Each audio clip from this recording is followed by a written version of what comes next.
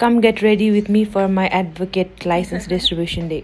आज चाहिँ हामीले साडी लाउने डिसाइड गरेको थियौँ। मैले चाहिँ मेरो दिदीको साडी बरो गरेँ अनि यो साडी भनेको चाहिँ एकदमै पुरानो साडी हो कि 5-6 वर्ष अगाडि ऊ टिचर हुँदाखेरि किनेको, तर उसले कहिले लाएन। So I got the opportunity, so मैले लाएँ। आफूलाई साडी लाउन नआउनु भनेको पनि छुट्टै पीडा हो क्या। आफूलाई साडी लाउन आउँदैन, त्यसैले छिमेकीलाई तपाईँले साडी लाउन आउँछ भने मलाई लगाइदिनु न प्लिज भनेर रिक्वेस्ट गरेँ। उहाँले पनि धेरै त आउँदैन, थोरै थोरै आउँछ भनेर आएको जति लगाइदिनु भयो। मलाई चाहिँ झुम्काको एकदमै शौक छ नि त, लाए पनि नलाए पनि मलाई चाहिँ झुम्काहरू कलेक्ट गर्न मन लाग्छ। सो मसँग यति धेरै नयाँ नयाँ झुम्का छ के। अनि यो ग्रिनवाला चाहिँ मलाई मेरो साथी गिफ्ट गरिदिएको थियो। यो लगाइरहेको झुम्का पनि मैले 2-3 वर्ष अगाडि किने होला, तर कहिले लगाएको थिएन। एज अ सेड मलाई मेकअप धेरै गर्न आउँदैन। सो फर्स्टमा अलिकति प्राइमर लगाएँ अनि थोरै फाउन्डेसन लगाएँ, ड्याब ड्याब ड्याब ड्याब गरेँ, अनि आइब्राउ जेल लगाएँ, कन्सिलर लगाएँ। मलाई चाहिँ यो कन्सिलर लाउने पार्ट कस्तो मनपर्छ क्या, ओभर पनि देख्दैन अनि कम पनि देख्दैन, त ठिक्क यसले चाहिँ सबै ब्लेन्ड गरिदिन्छ। अनि यो पार्ट चाहिँ मेरो बेस्ट पार्ट हो। अनि मेरो गो टु आई स्याडो भनेको नै यही हो। यसमा 4वटा सेड छ अनि त्यो फर्मल वेयरमा लगाउने चाहिँ मेरो मरुनवाला हो। आज चाहिँ I decided to go with green. So के भयो थाहा नै छैन हौ।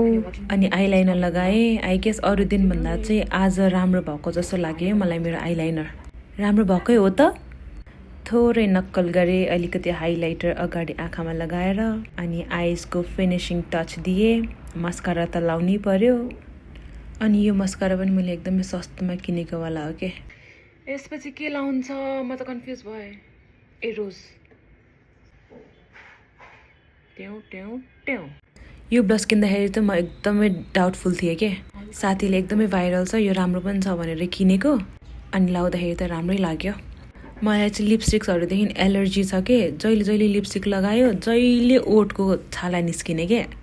अनि लिपस्टिक लाउन छोडेर मैले लिप लाइनर लगाउन थालेँ। थोरै हाइलाइट गरेँ। As I said this is also one of my favourite part, नाक हाइलाइट गर्ने। ब्लस पुगे जस्तो लागेन, सो अलिकति थपिदिएँ। अनि ड्याब ड्याब ड्याब पाउडरले मैले फिनिसिङ टच दिएँ।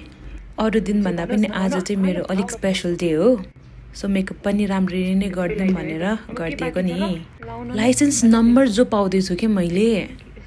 अनि सेटिङ स्प्रे लगाइदिएँ। अब कपाल जहिले एउटै हेयरस्टाइल हुने के, सो आज अलिकति अर्कै गरिदिउँ भनेर मैले कपाल बाटेँ।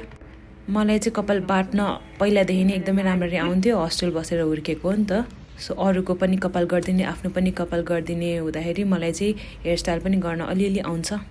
सो कोट लाएँ एन्ड आई एम रेडी।